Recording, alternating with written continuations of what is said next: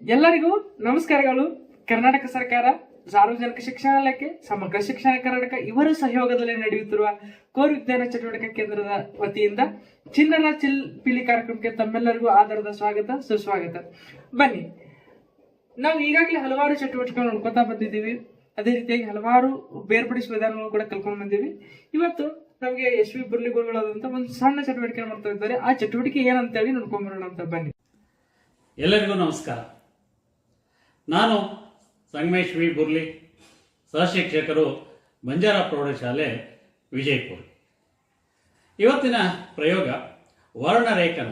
ಇದನ್ನು ನಾವು ಇಂಗ್ಲಿಷ್ನಲ್ಲಿ ಕ್ರೊಮ್ಯಾಟೋಗ್ರಾಫಿ ಅಂತ ಕರಿತೀವಿ. 9ನೇ ತರಗತಿಯ ನಮ್ಮ ಸುತ್ತಲಿನ ದ್ರವ್ಯವು ಶುದ್ಧವೇ ಎಂಬ ಅಧ್ಯಾಯದಲ್ಲಿ ಈ ವರ್ಣರೇಖನ ಎನ್ನುವ ಒಂದು ಭಾಗ ಬರ್ತದೆ. ಕಪ್ಪು ಶಾಯಿಯಲ್ಲಿರುವ ಕಪ್ಪು ವರ್ಣವು ಒಂದೇ ಬಣ್ಣದ್ದಾಗಿಯದು ಹೇಗೆ ಅಂಥೇಳಿ ತಿಳಿದುಕೊಳ್ಳಿಕ್ಕೆ ಈ ಕ್ರೊಮ್ಯಾಟೋಗ್ರಾಫಿ ಅನ್ನೋದು ಬಹಳ ಮುಖ್ಯ. ಮಿಶ್ರಣದಲ್ಲಿರುವ ಘಟಕಗಳನ್ನು ಬೇರ್ಪಡಿಸುವ ಪ್ರಕ್ರಿಯೆಯನ್ನ ನಾವು ವರ್ಣರೇಖನ ಅಂತ ಕರಿತೀವಿ. ಗ್ರೀಕ್ ಭಾಷೆಯಲ್ಲಿ ಕ್ರೋಮ್ ಎಂದರೆ ಬಣ್ಣ. ಈ ತಂತ್ರವನ್ನ ಮೊದಲು ಬಣ್ಣವನ್ನ ಬೇರ್ಪಡಿಸಲು ಬಳಸಿದ್ರು. ಆದುದರಿಂದ ಈ ಹೆಸರನ್ನ ಅದಕ್ಕೆ ಕೊಟ್ಟಿದ್ರು. ಈ ವರ್ಣರೇಖನ ಹೇಗೆ ಕಾರ್ಯ ಮಾಡ್ತದೆ, ಬಣ್ಣ ವಿಭಜನೆ ಹೇಗೆ ಆಗ್ತದ ಅನ್ನೋದನ್ನ ಒಂದು ಪ್ರಯೋಗದ ಮೂಲಕ ನಾವೀಗ ನೋಡೋಣ ಅಂತ. ಈ ಪ್ರಯೋಗಕ್ಕೆ ಬೇಕಾಗಿರ್ತಕ್ಕಂಥ ಉಪಕರಣಗಳು: ಬೀಕರ್, ಅದಕ್ಕೆ ಬೀಕರ್ನಲ್ಲಿ ಹಾಕಲಿಕ್ಕೆ ನೀರು, ಸೋಸು ಕಾಗದ ಬೇಕು, ಫಿಲ್ಟರ್ ಪೇಪರ್ ಅಂತೇಳಿ ನಾವು ಲ್ಯಾಬ್ರೋಟರಿಯಲ್ಲಿ ಇದನ್ನ ಯೂಸ್ ಮಾಡ್ತೀವಿ ಪ್ರಯೋಗಶಾಲೆಯಲ್ಲಿ. ಈ ರೀತಿಯಾಗಿ ಇರ್ತಕ್ಕಂಥ ಇದಾದರೂ ಆಗಿರ್ಬೋದು ಅಥವಾ ಇದಾದರೂ ಆಗಿರ್ಬೋದು, ಸೋಸು ಕಾಗದ ಅಂತ ಹೇಳ್ತೀವಿ. ಇಲ್ಲಿ ಇದಕ್ಕೆ ಒಂದು ಕಪ್ಪು ಶಾಯಿಯನ್ನ ಇಡಬೇಕು. ಇದಕ್ಕೆ ನಾವು ಸ್ಕೆಚ್ ಪೆನ್ ಬಳಸ್ಬೋದು ಅಥವಾ ಇಂಕ್ ಪೆನ್ ಆದರೂ ಬಳಸ್ಬೋದು. ಒಂದು ಪಾಯಿಂಟ್ ಇಲ್ಲಿ ನಾವು ಇಡಬೇಕಾಗ್ತದೆ. ಓಕೆ, ಈಗ ಈ ಪ್ರಯೋಗವನ್ನ ನಾವು ಮಾಡೋಣ. ಈ ಸೋಸು ಕಾಗದವನ್ನ ಒಂದಿಷ್ಟೇ ಒಂದು ಬಟ್ನಷ್ಟು ಪಟ್ಟಿ ಕಟ್ ಮಾಡಿಕೊಂಡು ನಾನು ತಗೋತೀನಿ. ಇಲ್ಲಿ ಈ ರೀತಿಯಾಗಿ ಕಟ್ ಮಾಡಿ ಪಟ್ಟಿಯನ್ನು ತೆಗೆದುಕೊಂಡೀನಿ. ಇಲ್ಲಿ ಒಂದ್ ಕಡೆ ಬಾಣದ ಗುರುತಿನ ಹಾಗೆ ನಾನಿಲ್ಲಿ ಕಟ್ ಮಾಡಿದ್ದೇನೆ. ಇಲ್ಲಿ ನಾನು ಕರಿ ಸ್ಕೆಚ್ ಪೆನ್ನಿಂದ ಒಂದು ಪಾಯಿಂಟ್ ಇಡ್ತೀನಿ. ಇಲ್ಲಿ ರೈಟ್, ಈ ರೀತಿಯಾಗಿ ಒಂದು ಚುಕ್ಕಿಯನ್ನು ಇಟ್ಟೆ. ಇದಕ್ಕೆ ನಾವು ಪೆನ್ಸಿಲಿಂದ ಮಾರ್ಕ್ ಮಾಡ್ಕೊಳ್ಳೋಣ, ಎಲ್ಲಿ ಟಿಕ್ಕಿ ಇಟ್ಟಿವಿ ಅಂಥೇಳಿ. ಓಕೆ, ಈ ರೀತಿ ಇದಕ್ಕೆ ಮಾರ್ಕ್ ಇಲ್ಲಿ ನಾನು ಮಾಡಿದ್ದೀನಿ. ಇದನ್ನು ನಾವು ಒಂದು ಪೆನ್ನಿನ ಸಹಾಯದಿಂದ ಇದಕ್ಕೆ ಇಲ್ಲಿ ಸಿಗಿಸೋಣ. ಒಂದು ಕಡ್ಡಿಯನ್ನಾದ್ರೂ ನೀವು ಉಪಯೋಗಿಸ್ಬೋದು. ಇದನ್ನು ನಾವು ಇಲ್ಲಿ ಸರಿಯಾಗಿ ಈ ರೀತಿ ಸಿಗಿಸಿ ಈ ಬೀಕರ್ನಲ್ಲಿ ಹೀಗೆ ಇಡೋಣ.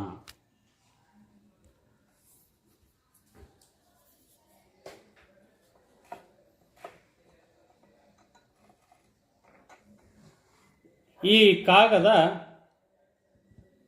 ತಳಭಾಗಕ್ಕೆ ಹತ್ತಬಾರದು, ಆ ರೀತಿ ನೋಡ್ಕೊಳ್ಳೋಣ.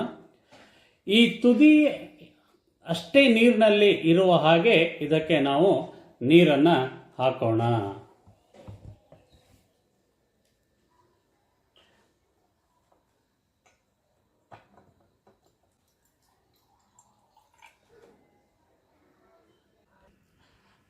ಈಗ ಇದನ್ನು ನಾವು ಬೀಕರ್ನಲ್ಲಿ ಇಡೋಣ. ಬೀಕರ್ನಲ್ಲಿ ನೀರು ಹಾಕಿದ್ದೇನೆ. ಇದು ಅಳಗಾಡಲಾರ್ದ ಹಾಗೇನೆ ಇಡೋಣ. ಆ ತುದಿ ಅಷ್ಟೇ ನೀರಿನಲ್ಲಿ ಇರಬೇಕು. ಅದನ್ನು ಸರಿಯಾಗಿ ತಾವು ಗಮನಿಸ್ರಿ. ತುದಿ ಕಾಣಿಸ್ತಾ ಇದೆಯಲ್ಲ, ನೀರಿನಲ್ಲಿ ಇದೆ. ಇಲ್ಲಿ ತುದಿ ನೀರಿನಲ್ಲಿದೆ. ಆ ಕಪ್ಪು ಚಿಕ್ಕೆಯನ್ನು ತಾವು ಗಮನಿಸ್ರಿ. ಇಲ್ಲಿ ನಾವು ಬಳಸುವ ಶಾಯಿಯಲ್ಲಿ ನೀರು ದ್ರಾವಕವಾಗಿದೆ ಮತ್ತು ಶಾಯಿಯ ಬಣ್ಣವು ನೀರಿನಲ್ಲಿ ವಿಲೀನಗೊಳ್ಳುತ್ತದೆ. ಸೋಸು ಕಾಗದದಲ್ಲಿ ನೀರು ಮೇಲೆ ಬರ್ತಾ ಇದೆ. ಸೋಸು ಕಾಗದದಿಂದ ಅದು ನೀರು ಹೀರ್ಕೋತದದು. ಜೊತೆಯಲ್ಲಿ ಆ ಶಾಯಿಯ ವರ್ಣದಲ್ಲಿರುವ ಕಣಗಳು ಕೂಡ ಮೇಲೆ ಏರ್ತಾ ಇದೆ. ಹೀಗೆ ಸಾಮಾನ್ಯವಾಗಿ ವರ್ಣಗಳು ಒಂದು ಅಥವಾ ಹೆಚ್ಚು ಬಣ್ಣಗಳ ಮಿಶ್ರಣ ಆಗಿರ್ತದೆ. ನೀರಿನಲ್ಲಿ ವಿಲೀನಗೊಳ್ಳುವ ಬಣ್ಣದ ಘಟಕವು ವೇಗವಾಗಿ ಮೇಲೇರ್ತಾ ಹೋಗ್ತದೆ ಮತ್ತು ಈ ರೀತಿಯಾಗಿ ಆ ಬಣ್ಣಗಳು ಬೇರೆ ಬೇರೆ ಆಗ್ತದೆ. ಹಾಗಾದರೆ ಈ ವರ್ಣರೇಖನ ಕ್ರೊಮ್ಯಾಟೋಗ್ರಫಿಯ ಅನ್ವಯಗಳು ಏನೇನದೆ? ಅನ್ವಯಗಳನ್ನು ನೋಡೋಕ್ಕಿಂತ ಪೂರ್ವದಲ್ಲಿ ಮತ್ತೊಮ್ಮೆ ಇಲ್ಲಿ ಗಮನಿಸ್ರಿ. ಈ ಬಣ್ಣ ಹೇಗೆ ಏರ್ತಾ ಇದೆ ನೋಡ್ರಿ. ಇಲ್ಲಿ ಅದರಲ್ಲಿ ಇರ್ತಕ್ಕಂಥ ಬಣ್ಣ ಇಲ್ಲಿ ಕೆಳಗಡೆ ಕೆಂಪು ಉಳಿತು, ಕಪ್ಪು, ಸ್ವಲ್ಪ ನವಿಲ್ ಬಣ್ಣ, ಲೈಟ್ ಹಸಿರು ಬಣ್ಣ ಮೇಲೆ ಏರ್ತಾ ಇದೆ. ಅದನ್ನು ಹಾಗೆ ಬಿಟ್ಟೆ ಅಂದ್ರೆ ಇನ್ನೂ ಹೆಚ್ಚಿಗೆ ಅದು ಮೇಲೆ ಇರ್ತದೆ. ಇದರ ಅನ್ವಯಗಳು ವರ್ಣಗಳಲ್ಲಿನ ಬಣ್ಣಗಳನ್ನು ಬೇರ್ಪಡಿಸಲಿಕ್ಕೆ ಇದನ್ನು ಉಪಯೋಗಿಸ್ತಾರೆ. ನೈಸರ್ಗಿಕ ಬಣ್ಣಗಳಲ್ಲಿರುವ ವರ್ಣಕಗಳನ್ನು ಬೇರ್ಪಡಿಸಲು, ರಕ್ತದಲ್ಲಿರುವ ರಾಸಾಯನಿಕ ಔಷಧಗಳನ್ನು ಬೇರ್ಪಡಿಸಲಿಕ್ಕೆ ಕೂಡ ಇದನ್ನು ಬಳಸ್ತಾರೆ. ಆಹಾರ ಪರೀಕ್ಷೆಯಲ್ಲಿ ಬಳಸ್ತಾರೆ, ಪಾನೀಯಗಳ ಪರೀಕ್ಷೆಯಲ್ಲಿ ಬಳಸ್ತಾರೆ, ಔಷಧಗಳ ಪರೀಕ್ಷೆಯಲ್ಲಿ ಕೂಡ ಈ ಕ್ರೊಮ್ಯಾಟೋಗ್ರಫಿಯನ್ನು ಬಳಸ್ತಾರೆ. ಹೀಗೆ ಈ ಕ್ರೊಮ್ಯಾಟೋಗ್ರಫಿ ವರ್ಣರೇಖನ ಅನ್ನೋದನ್ನು ಈ ಒಂದು ಚಿಕ್ಕ ಪ್ರಯೋಗದ ಮೂಲಕ ನಾವು ಕಂಡ್ಕೋಬಹುದಾಗಿದೆ. ಈಗ ತಾವೆಲ್ಲರೂ ಇದನ್ನು ಗಮನಿಸಬಹುದು. ನಾವು ಇಲ್ಲಿ ಕಪ್ ಚಿಕ್ಕಿ ಇಟ್ಟಿದ್ದು ಇಲ್ಲಿ ಗೆರಿ ಹಾಕಿದ್ದೆ ನೋಡ್ರಿ. ಇಲ್ಲಿದೆ ಗೆರಿ, ಅಲ್ಲಿ ಕಪ್ ಚಿಕ್ಕಿನೇ ಇಲ್ಲ. ಈಗ ಅಲ್ಲಿ ಕಪ್ ಚಿಕ್ಕಿ ಮಾಯಾಗ್ಬಿಟ್ಟದೆ. ಅಂದರೆ ನೀರು ಮೇಲ್ಗಡೆ ಹೋದಂತೆ ಆ ಬಣ್ಣದ ಘಟಕಗಳು ಬೇರ್ಪಡಿಸ್ತಾ ಮೇಲೆ ಹೋಗಿದ್ದು ತಾವಿಲ್ಲಿ ಗಮನಿಸಬಹುದು. ಓಕೆ, ಈ ಪ್ರಯೋಗವನ್ನು ತಾವು ಮನೆಯಲ್ಲಿ ಕೂಡ ಮಾಡಿ ನೋಡಬಹುದಾಗಿದೆ. ಅತ್ಯಂತ ಸರಳವಾಗಿರ್ತಕ್ಕಂಥ ಪ್ರಯೋಗ ಮತ್ತು ವರ್ಣರೇಖನವನ್ನು ಅರ್ಥೈಸಿಕೊಳ್ಳುವಂಥ ಪ್ರಯೋಗ ಇದಾಗಿದೆ. ಎಲ್ಲರಿಗೂ ನಮಸ್ಕಾರ.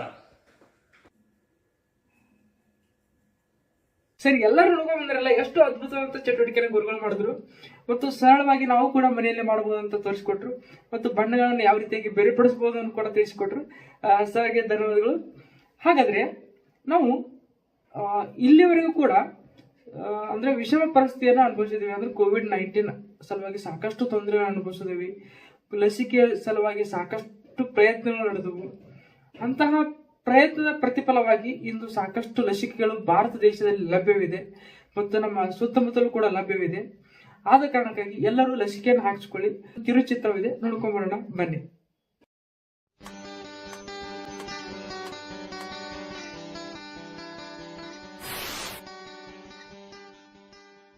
ಅಮ್ಮ, ನಾನು ನಿನಗೆ ಲಸಿಕೆ ಹಾಕಿಸಿಕೊಳ್ಳಲು ನಾಳೆ ಸ್ಲಾಟ್ ತೆಗೆದುಕೊಂಡಿದ್ದೇನೆ. ನಾನು ಲಸಿಕೆ ಹಾಕ್ಸ್ಕೊಳ್ಳಲ್ಲ, ಅದರಿಂದ ಜೋರು ಜ್ವರ ಬರುತ್ತೆ ಮತ್ತು ಬೇರೆ ಅಡ್ಡ ಪರಿಣಾಮಗಳಿರುತ್ತವೆ ಅಂತ ಚೋಟು ಪಕ್ಕದ ಮನೆಯವರು ಹೇಳಿದ್ರು. ಆಮೇಲೆ ಯಾರು ಕೆಲಸ ಮಾಡ್ತಾರೆ? ಅದು ಸಾವಿಗೂ ಕಾರಣವಾಗಬಹುದು ಎಂದು ವಾಟ್ಸ್ಆಪ್ ಸಂದೇಶವನ್ನೂ ಸಹ ನೋಡಿದೆ. ಚೋಟು ವೈದ್ಯರ ಅಥವಾ ವಾಟ್ಸ್ಆಪ್ ವೈದ್ಯರ? ಅವರಲ್ಲ, ನಾನೊಪ್ಕೋತೀನಿ. ಆದ್ರೆ ನಾವು ತೋಟದಲ್ಲಿ ಪ್ರತಿದಿನ ಸೂರ್ಯನ ಬಿಸಿಲಿನಲ್ಲಿ ಶ್ರಮವಹಿಸಿ ಕೆಲಸ ಮಾಡ್ತೀವಿ. ಅದು ನಮ್ಮನ್ನು ಬಲಿಷ್ಠವಾಗಿಸಿದೆ. ನಾನು ನನ್ನ ಜೀವನದಲ್ಲಿ ಇದುವರೆಗೂ ವೈದ್ಯರ ಬಳಿ ಹೋಗಿಲ್ಲ. ನಂಗೆ ಯಾವುದೇ ಕಾಯಿಲೆ ಬರುವುದಿಲ್ಲ. ಅಮ್ಮ, ಭಾರತದಲ್ಲಿ ಲಸಿಕೆ ಕೊರತೆ ಇದೆ. ನಮಗೆ ಅದೃಷ್ಟವಶಾತ್ ಸ್ಲಾಟ್ ಸಿಕ್ಕಿದೆ. ನೀನು ಲಸಿಕೆ ಹಾಕಿಸಿಕೊಳ್ಳಲೇಬೇಕು. ಅರೆ, ನಂಗೆ ಈ ಲಸಿಕೆಗಳಲ್ಲೆಲ್ಲ ನಂಬಿಕೆ ಇಲ್ಲ. ನಂಗೆ ಲಸಿಕೆ ಬೇಕು ಅಂತ ಹೇಗೆ ಗೊತ್ತಾಗೋದು? ದೊಡ್ಡ ನಗರಗಳ ಜನರೂ ಕೂಡ ಲಸಿಕೆ ಹಾಕಿಸಿಕೊಳ್ಳಲು ಹೆದರ್ತಾ ಇದ್ದಾರೆ ಅನ್ನೋದು ನಿಂಗೊತ್ತಾ? ನೀವು ಲಸಿಕೆ ಕೇಂದ್ರಕ್ಕೆ ಹೋದ್ರೆ ಕೋವಿಡ್ ಬರಬಹುದು ಅಂತಿದ್ದಾರೆ. ನಾನು ಅದನ್ನು ಟಿವಿಯಲ್ಲಿ ನೋಡ್ದೆ. ಸುಮ್ನಿರಮ್ಮ, ನೀನು ಗಾಳಿ ಸುದ್ದಿಗಳನ್ನ ನಂಬೋದು ಬಿಡ್ಬೇಕು ಮತ್ತು ಆರೋಗ್ಯ ಕಾರ್ಯಕರ್ತರಂತಹ ತಜ್ಞರನ್ನು ಕೇಳ್ಬೇಕು. ಸರಿ, ನಾವು ಅವರೊಡನೆ ಮಾತನಾಡೋಣ.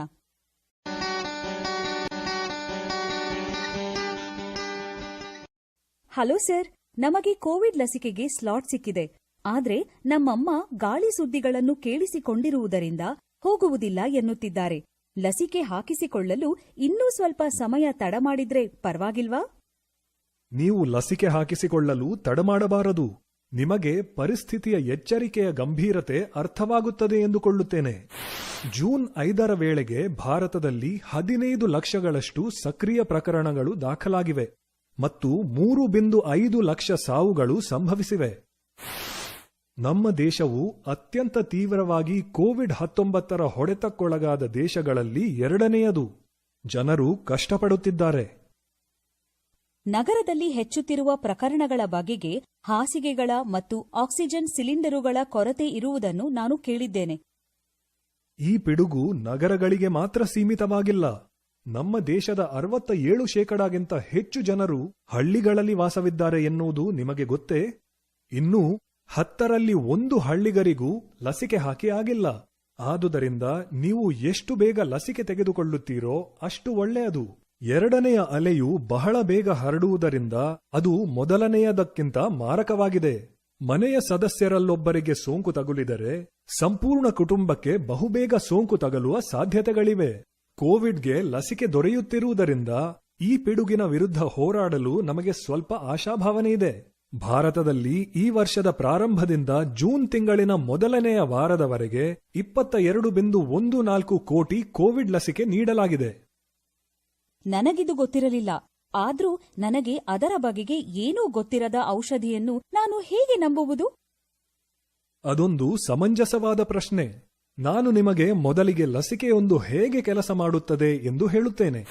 ಸೂಕ್ಷ್ಮಾಣುವು ನಮ್ಮ ದೇಹಕ್ಕೆ ಸೋಂಕನ್ನುಂಟು ಮಾಡಿದಾಗ ನಮ್ಮ ರೋಗ ನಿರೋಧಕ ವ್ಯವಸ್ಥೆಯು ಅದರ ವಿರುದ್ಧ ಹೋರಾಡಲು ಸಿದ್ಧವಾಗುವುದಲ್ಲದೆ ಭವಿಷ್ಯದಲ್ಲಿ ಬರಬಹುದಾದ ಆಕ್ರಮಣಗಳೊಡನೆ ಹೋರಾಡಲು ಬಲಿಷ್ಠ ರಕ್ಷಣೆಗಳನ್ನು ಸಿದ್ಧಪಡಿಸಿ ತಯಾರಾಗಿರುತ್ತದೆ.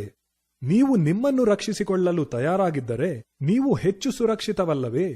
ಅದೇ ರೀತಿ ನಮ್ಮ ದೇಹಕ್ಕೆ ವೈರಿಯನ್ನು ತಿಳಿದುಕೊಳ್ಳಲು ಮತ್ತು ಅದನ್ನು ಪರಿಣಾಮಕಾರಿಯಾಗಿ ಹೊಡೆದೋಡಿಸಲು ಲಸಿಕೆ ಸಹಾಯ ಮಾಡುತ್ತದೆ. ಕೋವಿಡ್ ಲಸಿಕೆಗಳು ನಿರ್ಜೀವ ಸೋಂಕುವನ್ನುಂಟು ಮಾಡದ ವೈರಸ್ ಕಣಗಳು ಅಥವಾ ಅದರ ಭಾಗಗಳನ್ನು ಹೊಂದಿರುತ್ತದೆ.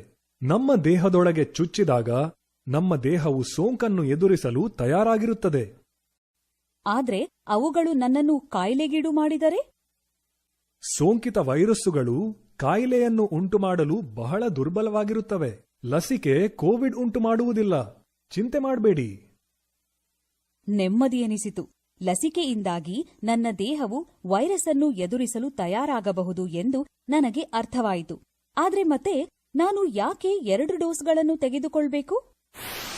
ಮೊದಲನೆಯ ಡೋಸ್ ಮುಂದಿನ ವೈರಸ್ ಆಕ್ರಮಣಗಳ ವಿರುದ್ಧ ನಮ್ಮ ರೋಗ ನಿರೋಧಕ ವ್ಯವಸ್ಥೆಗೆ ರಕ್ಷಣೆಗಳನ್ನು ಸಿದ್ಧಪಡಿಸಿಟ್ಟುಕೊಳ್ಳಲು ಪ್ರಚೋದಿಸುತ್ತದೆ. 2ನೇಯ ಡೋಸ್ ಆ ರಕ್ಷಣೆಗಳನ್ನು ಹೆಚ್ಚಿಸುತ್ತದೆ ಮತ್ತು ಅದೇ ವೈರಸ್ಸಿನ ವಿರುದ್ಧ ಅವುಗಳನ್ನು ತುರ್ತು ಬಳಕೆಗೆ ಸಿದ್ಧವಾಗಿರಿಸುತ್ತದೆ. ಮೊದಲನೆಯ ಡೋಸ್ ವಾಸ್ತವವಾಗಿ ಬಹಳಷ್ಟು ಪ್ರಾರಂಭಿಕ ರಕ್ಷಣೆಯನ್ನು ಒದಗಿಸುತ್ತದೆ. 2ನೇಯ ಡೋಸ್ ಕೂಡ ರಕ್ಷಣೆಗೆ ದೀರ್ಘಾವಧಿಯ ನೆನಪನ್ನು ನಿರ್ಮಿಸಲು ಮಹತ್ವವಾಗಿರುತ್ತದೆ. ಭಾರತದಲ್ಲಿ 2 ಲಸಿಕೆಗಳು ದೊರೆಯುತ್ತಿವೆ, ಕೋವಿಶೀಲ್ಡ್ ಮತ್ತು ಕೋವ್ಯಾಕ್ಸಿನ್. ಭಾರತದಲ್ಲಿ ಈಗ ವ್ಯಾಪಕವಾಗಿರುವ ಎಲ್ಲಾ ಕೋವಿಡ್ ರೂಪಾಂತರಿಗಳ ವಿರುದ್ಧ ಪರಿಣಾಮಕಾರಿಯಾಗಿ ಈ ಲಸಿಕೆಗಳು ರಕ್ಷಣೆ ನೀಡುತ್ತವೆ. ಅಂದರೆ ನಾನು ಲಸಿಕೆ ತೆಗೆದುಕೊಂಡ ನಂತರ ನನಗೆ ಕೋವಿಡ್ ಬರೋದೇ ಇಲ್ವೇ? ನಾನು ವಿವರಿಸುತ್ತೇನೆ. ಹೆಲ್ಮೆಟ್ ನಮ್ಮನ್ನು ಗಾಯವಾಗುವುದರಿಂದ ರಕ್ಷಿಸುತ್ತದೆ, ಆದರೆ ಅದು ನಿಮಗೆ ಆಕ್ಸಿಡೆಂಟ್ ಆಗುವುದಿಲ್ಲ ಎಂದು ಗ್ಯಾರಂಟಿ ನೀಡುವುದಿಲ್ಲ, ಅಲ್ಲವೇ? ನಮ್ಮಂತಹ ಜನರು ಎಲ್ಲಾ ಸಮಯ ಕೋವಿಡ್ ರೋಗಿಗಳ ಜೊತೆ ಕೆಲಸ ಮಾಡ್ತಾ ಇರ್ತೀವಿ ಮತ್ತು ನಮಗೆ ಸೋಂಕು ತಗಲುವ ಸಂಭವ ಹೆಚ್ಚಿರುತ್ತದೆ. ಲಸಿಕೆಯೇ ನಮಗೆ ಸಹಾಯ ಮಾಡುತ್ತಿರುವುದು ಮತ್ತು ನಮಗೆ ಕಾಯಿಲೆ ಬರದಂತೆ ತಡೆಯುತ್ತಿರುವುದು. ಲಸಿಕೆ ತೆಗೆದುಕೊಂಡ ವೈದ್ಯಕೀಯ ಕೆಲಸಗಾರರಲ್ಲಿ 100ರಲ್ಲಿ 5 ಜನರು ಕಾಯಿಲೆಗೀಡಾಗುವುದನ್ನು ನಾವು ನೋಡಿದ್ದೇವೆ. ನಿಮಗೇನಾದರೂ ಕಾಯಿಲೆ ಬಂದರೂ ಅದು ಸಾಮಾನ್ಯ ಫ್ಲೂವಿನಂತೆ ಕಾಯಿಲೆಯ ಸೌಮ್ಯ ರೂಪವಾಗಿರುತ್ತದೆ ಎಂದು ಇತ್ತೀಚಿನ ಅಧ್ಯಯನ ಹೇಳುತ್ತಿದೆ. ಆದ್ರೆ ಲಸಿಕೆ ಸಹಾಯಕವಾಗುತ್ತದೆ ಎಂದು ನಾನು ಹೇಗೆ ಖಾತ್ರಿಪಡಿಸಿಕೊಳ್ಳುವುದು? 18 ಮತ್ತು 44 ನಡುವಿನ ವಯಸ್ಸಿನ ಜನರು ಲಸಿಕೆ ಹಾಕಿಸಿಕೊಳ್ಳುತ್ತಿರುವುದರಿಂದ ಈಗ ಪಾಸಿಟಿವಿಟಿ ರೇಟ್ ಕಡಿಮೆಯಾಗುತ್ತಲೇ ಇದೆ. ಅಂದರೆ ಪರೀಕ್ಷೆ ಮಾಡಿದ ಒಟ್ಟು ಸಂಖ್ಯೆಗಳಿಗೆ ಹೋಲಿಸಿದಾಗ ಹರಡುವಿಕೆಯು ಕಡಿಮೆಯಾಗುತ್ತಲೇ ಇದೆ. ಅದು ಒಳ್ಳೆಯ ಸಂಕೇತ. ಹಾ, ಆದ್ರೆ ನನಗೊಂದು ವಿಷಯ ಹೇಳಿ. ಸಮುದಾಯಕ್ಕೆ ಲಸಿಕೆ ಹಾಕುವ ತಂತ್ರಗಾರಿಕೆ ಉಳಿದ ದೇಶಗಳಿಗೆ ನಿಜವಾಗಿ ಸಹಾಯವಾಗಿದೆಯೇ ಎಂದು ನಮಗೆ ತಿಳಿದಿದೆಯೇ? ಹೌದು, ಇಸ್ರೇಲ್ ಮತ್ತು ಯುಕೆ ತಮ್ಮ ಅರ್ಧ ಜನಸಂಖ್ಯೆಗಿಂತ ಹೆಚ್ಚು ಜನರಿಗೆ ಲಸಿಕೆ ಹಾಕಿದ್ದಾರೆ. ಅದಕ್ಕೆ ಕೃತಜ್ಞತೆಗಳು. ಅವರುಗಳಲ್ಲಿ ಕಡಿಮೆ ರೋಗಲಕ್ಷಣಗಳು ಕಂಡುಬರುತ್ತಿವೆ. ಅತ್ಯಂತ ಕಡಿಮೆ ಆಸ್ಪತ್ರೆಗೆ ದಾಖಲಾತಿ ಮತ್ತು ಸಾವಾಗುತ್ತಿದೆ. ಅದು ಬೇರೆ ದೇಶಗಳಲ್ಲೂ ಕೂಡ ನಿಜವಾಗಿದೆ. ನಿಮಗೇ ತಿಳಿದಿರುವಂತೆ ಇಸ್ರೇಲ್ ಮತ್ತು ಯುಕೆಯಲ್ಲಿ ರೋಗಿಗಳ ಸಂಖ್ಯೆ ನಾಟಕೀಯವಾಗಿ ಕಡಿಮೆಯಾಗಿದೆ. ಅದು ಅದ್ಭುತ. ಭಾರತದಲ್ಲಿ ಯಾವುದಾದರೂ ಲಸಿಕೆ ಹಾಕುವುದು ಈ ಹಿಂದೆ ಸಹಾಯಕವಾಗಿರುವುದು ನಿಮಗೆ ಗೊತ್ತೇ? ಹೌದು, ನಾನು 1995ರ ಪಲ್ಸ್ ಪೋಲಿಯೋ ಲಸಿಕಾ ಅಭಿಯಾನದ ಭಾಗವಾಗಿದ್ದೆ. ಈ ಭಯ ಮತ್ತು ಅನಿಶ್ಚಿತತೆ ನಿಮಗೆ ಹೊಸತಿರಬಹುದು. ನಾನು ಪೋಲಿಯೋ ಪಿಡುಗಿನ ಸಮಯದಲ್ಲಿ ಬದುಕಿದ್ದೇನೆ. ಜಗತ್ತಿನಾದ್ಯಂತ ಪೋಷಕರು ತಮ್ಮ ಮಕ್ಕಳನ್ನು ಹೊರಗೆ ಆಟವಾಡಲು ಕಳುಹಿಸಲು ಹೆದರುತ್ತಿದ್ದರು. 1988ರಲ್ಲಿ 125 ದೇಶಗಳಲ್ಲಿ 3,50,000ಕ್ಕಿಂತ ಹೆಚ್ಚು ಪ್ರಕರಣಗಳಿದ್ದವು. ಪೋಲಿಯೋಗೆ ಪರಿಹಾರವೇನಾಗಿತ್ತು? ಲಸಿಕೆ ಹಾಕುವುದು. 2021ರಲ್ಲಿ 5 ದೇಶಗಳಿಂದ 11 ಪ್ರಕರಣಗಳು ಮಾತ್ರ ವರದಿಯಾಗಿದ್ದು, ಜಗತ್ತಿನಿಂದ ಪೋಲಿಯೋ ಬಹುತೇಕವಾಗಿ ನಿವಾರಣೆಯಾಗಿದೆ. ಭಾರತದ ಪಲ್ಸ್ ಪೋಲಿಯೋ ಕಾರ್ಯಕ್ರಮದ ಯಶಸ್ಸಿನ ಕಥೆಯನ್ನು ಜಗತ್ತೇ ಮೆಚ್ಚಿಕೊಂಡಿದೆ. ಈ ಚಳುವಳಿಯ ಮೂಲಕ ಪ್ರತಿ ವರ್ಷ 5 ವರ್ಷಕ್ಕಿಂತ ಕಡಿಮೆ ವಯಸ್ಸಿನ ಮಿಲಿಯನ್ ಗಟ್ಟಲೆ ಮಕ್ಕಳಿಗೆ ಲಸಿಕೆ ಹಾಕಿ ಭಾರತವು ಈಗ 1 ದಶಕಕ್ಕಿಂತ ಹೆಚ್ಚು ಸಮಯ ಪೋಲಿಯೋ ಮುಕ್ತವಾಗಿ ಉಳಿದಿದೆ. ಅಮ್ಮ, ಪಲ್ಸ್ ಪೋಲಿಯೋ ಲಸಿಕೆ ಹೇಗೆ ಎಷ್ಟೊಂದು ಮಕ್ಕಳನ್ನು ಉಳಿಸಿದೆ ಎಂದು ನೀವು ನೋಡಿದ್ದೀರಿ. ಆದ್ರೂ ಯಾಕೆ ಇನ್ನೂ ಹಿಂಜರಿಯುತ್ತಿದ್ದೀರಿ? ಅದು ನಿಜ. ಆದ್ರೆ ಈ ಲಸಿಕೆಯ ಅಡ್ಡಪರಿಣಾಮಗಳ ಬಗೆಗೆ ನಾನು ನಿಜವಾಗಿ ಹೆದರಿದ್ದೇನೆ. ಯಾವುದೇ ಲಸಿಕೆಯು 100% ಸುರಕ್ಷಿತವಲ್ಲ. ಆದರೆ ಸಾಮಾನ್ಯವಾಗಿ ಅಡ್ಡ ಪರಿಣಾಮಗಳು ಸೌಮ್ಯ ಮತ್ತು ತಾತ್ಕಾಲಿಕವಾಗಿರುತ್ತವೆ. ಬಹಳಷ್ಟು ಜನರಿಗೆ ಕೋವಿಡ್ ಲಸಿಕೆಯಿಂದಾಗುವ ಲಕ್ಷಣಗಳೆಂದರೆ ಸೂಜಿ ಚುಚ್ಚಿದ ಜಾಗದಲ್ಲಿ ಸೌಮ್ಯ ದೌರ್ಬಲ್ಯ ಮತ್ತು ಸ್ವಲ್ಪ ನೋವು, ತಲೆನೋವು, ಸುಸ್ತು, ಚಳಿ, ಮೈಕೈ ನೋವು, ತಲೆ ಸುತ್ತುವಿಕೆ ಮತ್ತು ವಾಕರಿಕೆ. ಲಸಿಕೆಯ ನಂತರ ಸಣ್ಣ ಜ್ವರ ಬರುವುದು ಒಂದು ಬಹಳ ಸಾಮಾನ್ಯ ಲಕ್ಷಣ. ನಮಗೆ ಈ ತೊಂದರೆಗಳು ಕಂಡುಬಂದಾಗ ಏನು ಮಾಡಬೇಕು? ದೇಹದ ತಾಪವನ್ನು ಇಳಿಸಲು ಮತ್ತು ಜ್ವರವನ್ನು ನಿರ್ವಹಿಸಲು ತಣ್ಣೀರು ಪಟ್ಟಿ ಉಪಯೋಗಿಸಿ. ಹೆಚ್ಚು ದ್ರವಾಹಾರಗಳನ್ನು ಸೇವಿಸಿ ಮತ್ತು ಸಾಕಷ್ಟು ವಿಶ್ರಾಂತಿ ತೆಗೆದುಕೊಳ್ಳಿ. ನೀವು ಆರೋಗ್ಯದಾಯಕ ಜೀವನ ಶೈಲಿಯ ಅಭ್ಯಾಸಗಳನ್ನು ಮತ್ತು ಆರೋಗ್ಯಕರ ಆಹಾರ ಕ್ರಮ ಅನುಸರಿಸಿದರೆ ಲಸಿಕೆ ಚೆನ್ನಾಗಿ ಕೆಲಸ ಮಾಡುತ್ತದೆ. ನಿಮಗೇನಾದರೂ ನಿರಂತರ ಅಥವಾ ಹೆಚ್ಚು ಗಂಭೀರ ಅಡ್ಡ ಪರಿಣಾಮಗಳಾದರೆ ನೀವು ತಕ್ಷಣ ವೈದ್ಯರ ಸಲಹೆ ಪಡೆಯಬೇಕು ಅಥವಾ ರಾಷ್ಟ್ರೀಯ ಸಹಾಯವಾಣಿಯನ್ನು ಸಂಪರ್ಕಿಸಿ. ಅದು ಸಹಾಯವಾಗುತ್ತದೆ. ನಾನು ನಿಮಗೆ ಇನ್ನೊಮ್ಮೆ ಭರವಸೆ ಕೊಡುತ್ತೇನೆ. ಲಸಿಕೆ ಹಾಕಿಸಿಕೊಳ್ಳುವುದು ನೀವು ಪುನಃ ಸೋಂಕಿತರಾಗುವುದರಿಂದ ರಕ್ಷಿಸುವುದಲ್ಲದೆ ರೋಗದ ತೀವ್ರತೆಯನ್ನು ಕಡಿಮೆ ಮಾಡುತ್ತದೆ.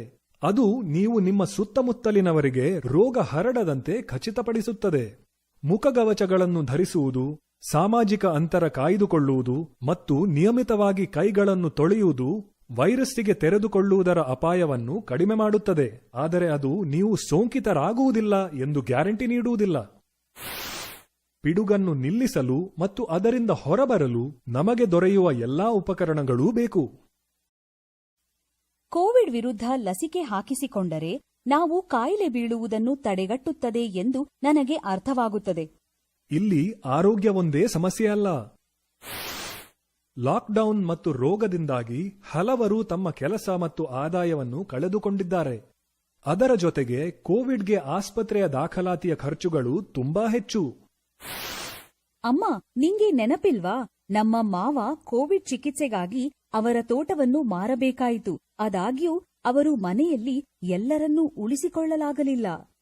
ಅದನ್ನು ಕೇಳಿ ಬಹಳ ದುಃಖವಾಯಿತು.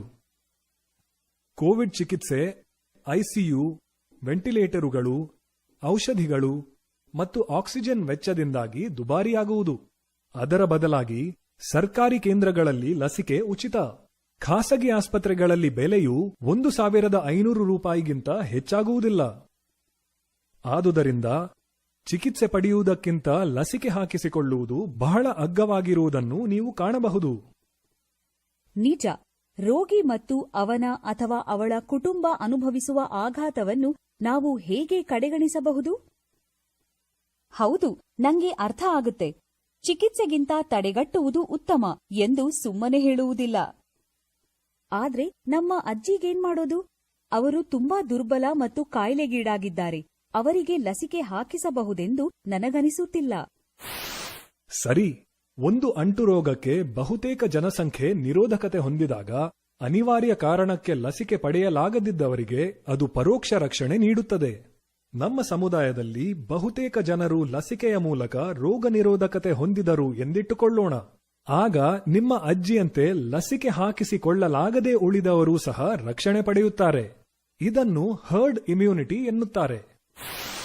ಹಾಗಾದ್ರೆ ನಾವು ಯಾಕೆ ಹರ್ಡ್ ಇಮ್ಯುನಿಟಿವರೆಗೆ ಕಾಯಬಾರದು? ಭಾರತದಲ್ಲಿರುವಂತೆ ದೊಡ್ಡ ಪ್ರಮಾಣದ ಜನಸಂಖ್ಯೆ ಇರುವಾಗ ಮತ್ತು ಅಸಮರ್ಪಕ ಆರೋಗ್ಯ ಸೌಲಭ್ಯಗಳಿರುವಾಗ ನೈಸರ್ಗಿಕ ರೋಗ ನಿರೋಧಕತೆಯು ಉಂಟಾಗುವವರೆಗೆ ನಿರೀಕ್ಷೆ ಮಾಡುವುದು ತುಂಬಾ ಅಪಾಯಕಾರಿಯಾಗಿರುತ್ತದೆ. ಭಾರತದಲ್ಲಿ ಸಾವಿನ ಸಂಖ್ಯೆ ಕೋಟಿಗಟ್ಟಲೆ ತಲುಪಬಹುದು. ನಂಗೆ ಅರ್ಥವಾಗುತ್ತೆ. ಆದ್ರೆ ಗಡಿಬಿಡಿ ಯಾಕೆ? ಮುಂದಿನ ತಿಂಗಳು ನೀಲು ಪರೀಕ್ಷೆ ಮುಗಿದ ನಂತರ ನಾನು ಲಸಿಕೆ ಹಾಕಿಸಿಕೊಳ್ಳುತ್ತೇನೆ. ಅಮ್ಮ, ಕೋವಿಡ್ ಕಾರಣದಿಂದ ನನ್ನ ಪರೀಕ್ಷೆಗಳು ರದ್ದಾಗಿವೆ. ಗಡಿಬಿಡಿ ಯಾಕೆಂದರೆ ಇದು ನಿಮ್ಮೊಬ್ಬರ ಬಗೆಗೆ ಮಾತ್ರವಲ್ಲ. ಎರಡನೆಯ ಅಲೆಯು ಆಸ್ಪತ್ರೆಗಳು ಮತ್ತು ಆರೋಗ್ಯ ಕಾರ್ಯಕರ್ತರ ಮೇಲೆ ಬಹುದೊಡ್ಡ ಹೊರೆ ಹೊರಿಸಿದೆ. ಪರೀಕ್ಷಾ ಕಿಟ್ಟುಗಳು, ಲಸಿಕೆಗಳು, ಆಸ್ಪತ್ರೆಯ ಹಾಸಿಗೆಗಳು ಮತ್ತು ವೈದ್ಯಕೀಯ ಆಕ್ಸಿಜನ್ ಕೊರತೆ ಅನೇಕ ರಾಜ್ಯಗಳಿಂದ ವರದಿಯಾಗಿವೆ. ಇದನ್ನು ಹರಡುವಿಕೆ ತಡೆಯುವ ನಿಮ್ಮ ನಾಗರಿಕ ಕರ್ತವ್ಯವೆಂದು ಭಾವಿಸಿ. ಯಾಕೆಂದರೆ ನೀವು ಲಸಿಕೆ ಹಾಕಿಸಿಕೊಳ್ಳದಿದ್ದರೆ ಮತ್ತು ರೋಗದ ಸಂಪರ್ಕಕ್ಕೆ ಬಂದು ಯಾವುದಾದರೂ ಆಸ್ಪತ್ರೆ ಸೇರಿದರೆ ನೀವು ಇನ್ನಾರಾದರೂ ಆಸ್ಪತ್ರೆಯ ದಾಖಲಾತಿ ಬೇಕಾದವರಿಗೆ ಅಡ್ಡಿಯನ್ನುಂಟು ಮಾಡಬಹುದು. ನೀವು ಹರಡುವಿಕೆಯನ್ನು ನಿಯಂತ್ರಿಸದಿದ್ದರೆ ಈ ಪಿಡುಗಿನ ವಿರುದ್ಧ ಮುಂಚೂಣಿಯಲ್ಲಿ ಹೋರಾಡುತ್ತಿರುವ ಆರೋಗ್ಯ ಕಾರ್ಯಕರ್ತರು ಅಪಾಯಕ್ಕೀಡಾಗುತ್ತಾರೆ. ಶಾಲೆಗಳು ಮುಚ್ಚಿರುವುದರಿಂದ ಮಕ್ಕಳಿಗೆ ಶಿಕ್ಷಣ ದೊರೆಯುತ್ತಿಲ್ಲ. ಇನ್ನೂ ಮುಂದುವರಿದರೆ ಕೋವಿಡ್ ಜೊತೆಗಿನ ಸಾಮಾಜಿಕ ಕಳಂಕದಿಂದಾಗಿ ಕೆಲವರು ಆತ್ಮಹತ್ಯೆ ಸಹ ಮಾಡಿಕೊಳ್ಳುತ್ತಿದ್ದಾರೆ. ಹೌದು, ನಮ್ಮ ದೇಶದಲ್ಲಿ ಸಾಕಷ್ಟು ಒಳ್ಳೆಯ ಸೌಲಭ್ಯಗಳಿಲ್ಲದಿರುವುದು ದುರದೃಷ್ಟಕರ. ಅದು ಭಾರತದಲ್ಲಿ ಮಾತ್ರವಲ್ಲ, ಇಟಲಿ ಮತ್ತು ಯುಕೆ ತೆಗೆದುಕೊಳ್ಳಿ. ಅತ್ಯುತ್ತಮ ವೈದ್ಯಕೀಯ ಮೂಲಭೂತ ಸೌಕರ್ಯಗಳಿದ್ದರೂ ಕೋವಿಡ್ ಉತ್ತುಂಗಕ್ಕೇರಿದಾಗ ಹೆಚ್ಚುತ್ತಿರುವ ಪ್ರಕರಣಗಳನ್ನು ಅವರ ಆರೋಗ್ಯ ವ್ಯವಸ್ಥೆಯೂ ಕೂಡ ನಿರ್ವಹಿಸಲಾಗಲಿಲ್ಲ. ಇದು ನಮ್ಮ ತಲೆಯ ಮೇಲೆ ಎರಡು ಅಲುಗಿನ ಕತ್ತಿ ತೂಗುತ್ತಿರುವಂತೆ. ಒಂದೆಡೆಗೆ ನಮ್ಮ ದೇಶದಲ್ಲಿ ಅಸಮರ್ಪಕ ವೈದ್ಯಕೀಯ ಮೂಲಭೂತ ಸೌಕರ್ಯ ಹೊಂದಿದ್ದೇವೆ. ಮತ್ತೊಂದೆಡೆಗೆ ಮುಖಗವಚ ಧರಿಸದ ಮತ್ತು ಸಾಮಾಜಿಕ ಅಂತರ ಕಾಯ್ದುಕೊಳ್ಳುವ ನಿಯಮಗಳನ್ನು ಅನುಸರಿಸದ ಜನರಿದ್ದಾರೆ. ಇದು ಉರಿಯುವ ಬೆಂಕಿಗೆ ತುಪ್ಪ ಸುರಿದಂತೆ. ಲಸಿಕೆ ಹಾಕಿಸಿಕೊಳ್ಳುವುದರಲ್ಲಿ ವಿಳಂಬ ಮತ್ತು ಲಸಿಕೆ ಹಿಂಜರಿತದಿಂದಾಗಿ ತೊಂದರೆಯೂ ಇನ್ನೂ ಹೆಚ್ಚುತ್ತಿದೆ. ಈ ಸನ್ನಿವೇಶದಲ್ಲಿ ಲಸಿಕೆ ಹಾಕಿಸಿಕೊಳ್ಳುವುದು ಹೇಗೆ ವೈಯಕ್ತಿಕ ತೀರ್ಮಾನವಾಗುತ್ತದೆ? ನಾನು ಒಪ್ಪುತ್ತೇನೆ. ಕೋವಿಡ್ ಲಸಿಕೆಯ ಬಗೆಗೆ ನಾನು ಕೇಳಿದ ಗಾಳಿ ಸುದ್ದಿಗಳು ಮತ್ತು ಮಿಥ್ಯಗಳೆಲ್ಲಾ ಆಧಾರರಹಿತ ಎಂದು ನನಗೀಗ ತಿಳಿದಿದೆ. ನಾನು ನನಗೆ ಲಸಿಕೆಯ ಅವಶ್ಯಕತೆ ಇಲ್ಲ ಎಂದುಕೊಂಡಿದ್ದೆ ಎಂಬುದನ್ನು ನೀನು ಊಹಿಸಿಕೊಳ್ಳಬಲ್ಲೆಯಾ? ಲಸಿಕೆಯು ಸಾವಿಗೀಡು ಮಾಡುತ್ತದೆ ಎಂದು ಸಹ ನಾನು ಯೋಚಿಸಿದ್ದೆ. ಲಸಿಕೆ ಹಾಕಿಸಿಕೊಳ್ಳದಿರುವುದು ನಮ್ಮ ಹತ್ತಿರದ ಮತ್ತು ಆತ್ಮೀಯ ಜನರ ಮೇಲೆ ಮಾತ್ರವಲ್ಲದೆ ದೇಶ ಮತ್ತು ಮಾನವೀಯತೆಯ ಮೇಲೂ ಬಹು ವ್ಯಾಪಕ ಪರಿಣಾಮ ಬೀರಬಹುದು. ನಾನು ಈಗಲೇ ಹೋಗಿ ಲಸಿಕೆ ಹಾಕಿಸಿಕೊಳ್ಳುತ್ತೇನೆ. ನಾನು ದೇಶಕ್ಕಾಗಿ ನನ್ನ ಕರ್ತವ್ಯವನ್ನು ಮಾಡುತ್ತೇನೆ ಮತ್ತು ಅದು ನನಗೆ ಹೆಮ್ಮೆಯ ಸಂಗತಿ. ತೊಂದರೆಗಳು ಮತ್ತು ವಿಳಂಬಗಳ ನಡುವೆ ದೊರೆಯುವ ಪ್ರಥಮ ಅವಕಾಶದಲ್ಲಿ ಹೋಗಿ ನಿಮಗೆ ನೀವು ಆಂಟಿ ಕೋವಿಡ್ ಲಸಿಕೆಯಿಂದ ರೋಗ ನಿರೋಧಕತೆ ಪಡೆದುಕೊಳ್ಳಿ. ಅವೈಜ್ಞಾನಿಕ ಮಿಥ್ಯಗಳನ್ನು ನಂಬಬೇಡಿ. ನಿಮ್ಮ ಈ ಸಣ್ಣ ಮತ್ತು ಸುರಕ್ಷಿತ ಕಾರ್ಯದಿಂದ ನೀವು ಬಹುದೊಡ್ಡ ಬದಲಾವಣೆಯನ್ನು ಮಾಡಬಹುದು. ಕೋವಿಡ್ ವಿರುದ್ಧದ ಹೋರಾಟದಲ್ಲಿ ಮುಂಚೂಣಿಯಲ್ಲಿರುವ ಕೆಲಸಗಾರರಾದ ನಮ್ಮ ಜೊತೆ ಕೈಜೋಡಿಸಿ.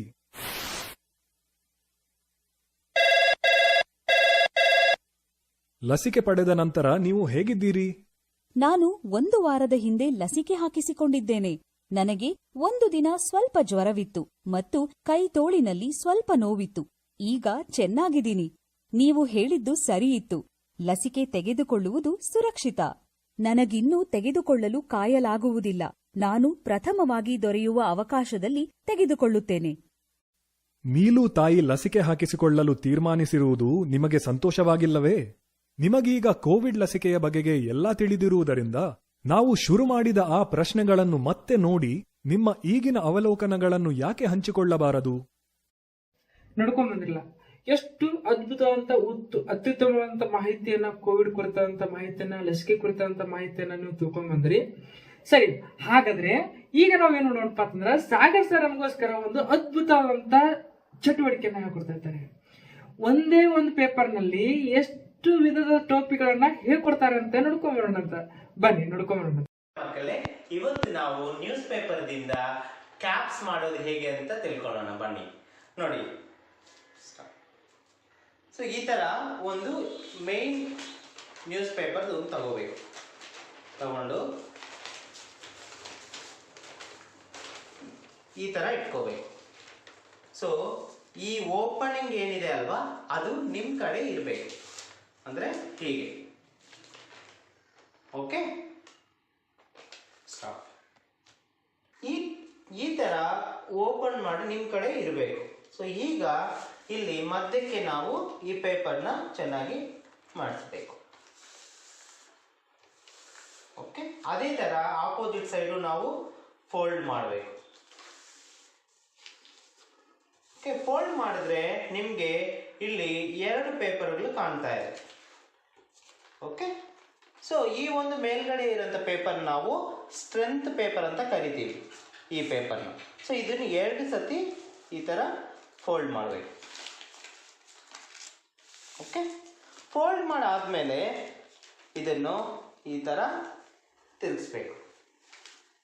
ತಿರುಗಿಸ್ಕೊಂಡು ಈ ಕಡೆ ಈ ಕಡೆ, ಸೊ ಈ ತರ 2 ಕಡೆ ಇರುವಂತ ಈ ಪೇಪರ್ನು ಅಡ್ಜಸ್ಟೆಂಟ್ ಪೇಪರ್ ಅಂತ ಹೇಳ್ತೀವಿ. ಯಾಕಂದ್ರೆ ಇದು ನಮ್ಮ ತಲೆ ದೊಡ್ಡದಾಗಿದ್ರೆ ಈ ಪೇಪರ್ನ ನಾವು ಅಡ್ಜಸ್ಟ್ ಮಾಡಿಕೊಂಡು ಕ್ಯಾಪ್ ಹಾಕಬೇಕು. ಸೊ ಈ ತರ ಇದನ್ನು ಮಧ್ಯಕ್ಕೆ ಫೋಲ್ಡ್ ಮಾಡಬೇಕು. ಹಂಗೆ ಈ ಕಡೆ ಇರೋದನ್ನು ಫೋಲ್ಡ್ ಮಾಡಬೇಕು. ಸೊ ಈ ಕೆಳಗಡೆ ಒಂದು ಪೇಪರ್ ಇತ್ತಲ್ವಾ ಮೊದಲನೇ ಮಡಚಿದಾಗ, ಸೊ ಅದನ್ನು ಮೇಲ್ಗಡೆಗೆ ಹಂಗೆ ಫೋಲ್ಡ್ ಮಾಡಿದ್ರೆ ನಮ್ದು ಕ್ಯಾಪ್ ರೆಡಿ. ಸೊ ಈ ಒಂದು ಕ್ಯಾಪ್ ಏನಂತ ಕರಿತೀವಿ ಅಂದ್ರೆ ಕಿಂಗ್. ಇವಾಗ ಕ್ಯಾಪ್ ರೆಡಿ ಆಗಿದೆ ನಮ್ಮ ಕೈಗೆ. ನೋಡಿ, ಈ ತರ ಹಾಕೊಂಡ್ರೆ ಇದನ್ನೇನಂತ ಕರಿತೀವಿ, ಕಿಂಗ್ ಕ್ಯಾಪ್ ಅಂತ ಕರಿತೀವಿ. ಓಕೆ, ಅದೇ ಈ ಕ್ಯಾಪ್ ತಗೊಂಡು ಹಿಂಗ್ ಹಾಕೊಂಡ್ರೆ ಜಾನ್ ಪೋಪ್ ಇಲ್ಲಾಂದ್ರೆ ಹೋಟೆಲ್ ಅಲ್ಲಿ ಇರುವಂತವ್ರು ಚೆಫ್ ಈ ಕ್ಯಾಪ್ಸ್ ನ ನಾವು ಯೂಸ್ ಮಾಡಬಹುದು. ಓಕೆ, ಈಗ ಇನ್ನೊಂದು ಕ್ಯಾಪ್ ಮಾಡೋಣ. ಇದೇ ಬೇಸಿಕ್ ಕ್ಯಾಪ್ ಅಂದ್ರೆ ಇದು. ಸೊ ಈಗ ಈ ಕ್ಯಾಪ್ ತಗೊಂಡು ಹಾಗೆ ಕೆಳಗಡೆ ಇಟ್ಕೊಂಡು, ಇದಕ್ಕೆ ಮುಂಚೆ ಕಿಂಗ್ ಅಂತ ಇದು ದೊಡ್ಡದಾಗಿತ್ತಲ್ವಾ, ಸೊ ಅದನ್ನು ಸ್ವಲ್ಪ ಕೆಳಗಡೆ ಹಾಕಿ ಫೋಲ್ಡ್ ಮಾಡಿ. ಫೋಲ್ಡ್ ಮಾಡಿಬಿಟ್ಟು ಈ ಲಾಕ್ ಪೇಪರ್ನ ಮತ್ತೆ ಅದ್ರ ಮೇಲೆ ಹಾಗೆ ಮಡಿಸ್ಬಿಟ್ಟು ಮೇಲ್ಗಡೆ ತಗೊಂಡು ಹಿಂಗ್ ಹಾಕೊಂಡ್ರೆ ನೇಷನಲ್ ಲೀಡರ್ ಕ್ಯಾಪ್ ಅಂತ ಹೇಳ್ತೀವಿ. ಓಕೆ, ಸೊ ಅದೇ ಕ್ಯಾಪ್ ನಾವು ಹಿಂಗ್ ಹಾಕೊಂಡ್ರೆ ನರ್ಸ್ಗಳು. ಓಕೆ, ಇವಾಗ ಇದೇ ನರ್ಸ್ ಕ್ಯಾಪ್ನ ಹಾಗೆ ತಗೊಂಡು ಟೇಬಲ್ ಮೇಲೆ ಇಟ್ಕೊಂಡು ಹೀಗೆ ಪ್ರೆಸ್ ಮಾಡಿ. ಸೊ ಪ್ರೆಸ್ ಮಾಡಿದ್ರೆ ಈ ಕಡೆ ಒಂದು ಸ್ಟ್ರೆಂತ್ ಪೇಪರ್ ಮತ್ತೆ ಈ ಕಡೆ ಲಾಕ್ ಪೇಪರ್ ಇದೆ, ಅದನ್ನ ಒಂದ್ ಕಡೆ ಫೋಲ್ಡ್ ಮಾಡಿ. ಈಗ ಸೊ ಫೋಲ್ಡ್ ಮಾಡಿ ಹಿಂಗ್ ಮಾಡಿಕೊಂಡು, ಸೊ ಇದನ್ನ ಹಾಕೊಂಡ್ರೆ ಓಪನ್ ಮಾಡಿ. ಸೊ ಇದು ಸುಭಾಷ್ ಚಂದ್ರ ಬೋಸ್ ಕ್ಯಾಪ್ ಅಂತ ನೋಡಿ, ಸುಭಾಷ್ ಚಂದ್ರ ಬೋಸ್ ಕ್ಯಾಪ್. ಓಕೆ, ಹಾಗೆ ಇದೇ ಕ್ಯಾಪ್ ತಗೊಂಡು ಮತ್ತೆ ಟೇಬಲ್ ಮೇಲೆ ಇಡ್ತಾ ಇದ್ದೀನಿ ನಾನು. ಸೊ ಇನ್ನೊಂದು ಕಡೆ ಇದೆ ಅಲ್ವಾ ಸ್ಟ್ರೆಂತ್ ಪೇಪರ್ ಲಾಕ್ ಪೇಪರ್ದು, ಅದನ್ನ ಹಾಗೆ ಫೋಲ್ಡ್ ಮಾಡಿ ಈ ಸ್ಟ್ರೆಂತ್ ಪೇಪರ್ ಲಾಕ್ ಪೇಪರ್ ಒಳಗಡೆ ಸೇರಿಸ್ಕೊಂಡು ಓಪನ್ ಮಾಡಿದ್ರೆ ನಿಮ್ಗೊಂದು ಬಾಕ್ಸ್ ಸಿಗುತ್ತೆ. ಓಕೆ, ನೋಡಿ ಈ ತರ ಒಂದು ಬಾಕ್ಸ್. ಈ ಬಾಕ್ಸ್ ಮುಂದ್ಗಡೆ ಹಾಕೊಂಡ್ರೆ ನಮ್ಮ ಮುಸ್ಲಿಂ ಸೋದರಿಗೆ ಅವ್ರು ನಮಾಜ್ ಮಾಡೋಕೆ ಉಪಯೋಗಿಸ್ತಾರೆ. ಮತ್ತೆ ಅದೇ ಕ್ಯಾಪ್ ಟರ್ನ್ ಮಾಡಿ ಹಿಂಗ್ ಹಾಕೊಂಡ್ರೆ ಇದು ಸಿಮ್ಲಾ ಹಿಮಾಚಲ್ ಪ್ರದೇಶಲ್ಲಿ ಅವ್ರಿಗೆ ಟ್ರೆಡಿಷನಲ್ ಕ್ಯಾಪ್ ಈ ತರ ಇರುತ್ತೆ. ಓಕೆ, ಈಗ ಕ್ಯಾಪ್ ಫೋಲ್ಡಿಂಗ್ ಆಯ್ತು. ಮತ್ತೆ ಓಪನ್ ಮಾಡಿದ್ರೆ ನಮ್ಗೆ ಇನ್ನೊಂದು ಕ್ಯಾಪ್ ಬರ್ತಾ ಇರುತ್ತೆ, ಅದನ್ನ ನೋಡೋಣ. ಓಕೆ, ಸೊ ಈ ತರ ಒಂದು ಕಡೆ ಇರೋದನ್ನ ಓಪನ್ ಮಾಡಿ. ಈ ತರ ಸೊ ಒಂದು ಕಡೆ ಇರೋದು ಓಪನ್ ಮಾಡಿ ಇದನ್ನ ಹಾಕೊಂಡ್ರೆ ನಮ್ಗೆ ಮುಂಬೈ ಪೊಲೀಸ್ ಕ್ಯಾಪ್ ಅಂತ ಹೇಳ್ತೀವಿ. ಸೊ ಇದನ್ನು Mumbai police cap. Okay, next ಇನ್ನೊಂದು ಕಡೆ ಇರೋದು ಓಪನ್ ಮಾಡೋಣ. ಇನ್ನೊಂದು ಕಡೆ ಇರೋದು ಓಪನ್ ಮಾಡಿ ಹಿಂಗೆ ಹಾಕೊಂಡ್ರೆ ನಮಗೆ ಗ್ರಾಜ್ಯುಯೇಟ್ ಕ್ಯಾಪ್ ಅಂತ ಹೇಳ್ತೀವಿ. ಸೊ ಈ ತರ ಒಂದು ಕೈಗೊಂದು ಸ್ಟಿಕ್ ಕೊಟ್ಟು ಸೊ ಇವಾಗ ಗ್ರಾಜ್ಯುಯೇಟ್ ಕ್ಯಾಪ್. ಓಕೆ, ಮತ್ತೆ ಇದನ್ನೇ ತಗೊಂಡು ನಾವು ಫಸ್ಟ್ ಲಾಕ್ ಮಾಡಿದ್ದೀವಿ, ಅದನ್ನ ತಗೊಂಡು ಈ ತರ ಓಪನ್ ಮಾಡಿ ಸೊ ಇದನ್ನು ಹಾಕೊಂಡ್ರೆ this will become queen or nagini or any cap which you can show. Okay, so this is all the caps which we can do using this newspaper. Thank you ಮಕ್ಕಳೇ. Wow, Sagar sir ತುಂಬಾ ಚೆನ್ನಾಗಿ ಹೇಳ್ಕೊಟ್ರಿ. ಎಷ್ಟು ಒಂದೇ ರೀತಿಯಾದ ಚಟುವಟಿಕೆಯಲ್ಲಿ ಎಷ್ಟು ವಿಧವಾದ ಟೋಪಿಗಳನ್ನ ಮಾಡಬಹುದು ಅಂತ ಹೇಳಿ ತೋರಿಸ್ಕೊಟ್ರಿ. ನಿಮ್ಗೆ ಧನ್ಯವಾದಗಳು. ಸರಿ, ಹಾಗಾದ್ರೆ ಇವಾಗ ನಾವೇನು ನೋಡೋಣಪ್ಪ ಅಂತಂದ್ರ ಮತ್ತೊಂದು ಚಟುವಟಿಕೆ ನೋಡ್ಕೊಂಡ್ಬರೋಣ. ಯಾರು ಕಳಿಸಿದಾರೆ ಈ ಚಟುವಟಿಕೆನ ಅಂದ್ರೆ ನಮಗೆ ನಮ್ಮ ಸರ್ಕಾರಿ ಹಿರಿಯ ಪ್ರಾಥಮಿಕ ಶಾಲೆ ಹೆಗಡ್ಯಾಳ್ LT ಇಲ್ಲಿಯ ವಿಜ್ಞಾನ ಶಿಕ್ಷಕರಾದಂತಹ ಶ್ರೀರಾಮ್ ಭಟ್ ಗುರುಗಳು ನಮಗೆ ಒಂದು ಅತ್ಯುತ್ತಮವಾದ ಒಂದು ಚಟುವಟಿಕೆಯನ್ನ ಕಳಿಸಿಕೊಟ್ಟಿದ್ದಾರೆ. ಆ ಚಟುವಟಿಕೆ ಏನಂತೇಳಿ ನೋಡ್ಕೊಂಬರೋಣ ಬನ್ನಿ. ಆತ್ಮೀಯರೇ, ಒಮ್ಮುಖ ಕಿರಣ ಮತ್ತು ವಿಮುಖ ಕಿರಣಗಳ ಪರಿಕಲ್ಪನೆಯನ್ನು ನೀಡಲು 2 ಕಪ್ಪು ಕಾಗದಗಳನ್ನು ಫೋಲ್ಡರ್ ರೀತಿಯಲ್ಲಿ ತಯಾರಿಸಿ ಮೇಲಿನ ಕಪ್ಪು ಕಾಗದದಲ್ಲಿ ವಿಮುಖ ಅಥವಾ ಒಮ್ಮುಖ ಕಿರಣಗಳಾಗುವ ರೀತಿಯಲ್ಲಿ ಕಟರ್ ಸಹಾಯದಿಂದ ಕತ್ತರಿಸಿಕೊಳ್ಳಬೇಕು. ಬಿಳಿಯ ಕಾಗದವನ್ನು ನಡುವೆ ತೂರಿದಾಗ ಒಂದು ಕಡೆ ಒಮ್ಮುಖ ಕಿರಣ, ವಿರುದ್ಧ ದಿಕ್ಕಿನಿಂದ ತೂರಿಸಿದಾಗ ವಿಮುಖ ಕಿರಣಗಳ ರೇಖಾಚಿತ್ರವನ್ನು ಸುಲಭವಾಗಿ ಅರ್ಥೈಸಬಹುದು. ವಾವ್ ಸರ್, ತುಂಬಾ ಚೆನ್ನಾಗಿ ಹೇಳ್ಕೊಟ್ರಿ. ಶ್ರೀರಾಮ್ ಭಟ್ ಗುರುಗಳಿಗೆ ಧನ್ಯವಾದಗಳು. ಸರಿ, ಹಾಗಾದ್ರೆ ಇಲ್ಲಿವರೆಗೂ ಕೂಡ ನಾವು ಸಾಕಷ್ಟು ಚಟುವಟಿಕೆಗಳನ್ನು ನೋಡ್ಕೊಂಡ್ ಬಂದ್ರಿ.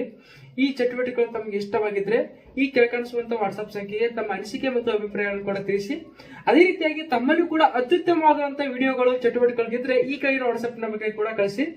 ಮುಂದಿನ ವಾರ ಬರುವಂತಹ ಚಿಲ್ಲರೆ ಚಿಲಿಪರ ಕಾರ್ಯಕ್ರಮದಲ್ಲಿ ತಮ್ಮ ವಿಡಿಯೋ ಮತ್ತು ಚಟುವಟಿಕೆಗಳನ್ನು ಪ್ರಸಾರ ಮಾಡ್ತೀವಿ ಅಂತ ಹೇಳ್ತಾ ತಮ್ಮೆಲ್ಲರಿಗೂ ಇಲ್ಲಿವರೆಗೂ ಕಾರ್ಯಕ್ರಮ ವೀಕ್ಷಣೆ ಮಾಡಿದ್ದಕ್ಕಾಗಿ ತಮ್ಮೆಲ್ಲರಿಗೂ ಮತ್ತೊಮ್ಮೆ ಮಗದೊಮ್ಮೆ ಧನ್ಯವಾದಗಳು.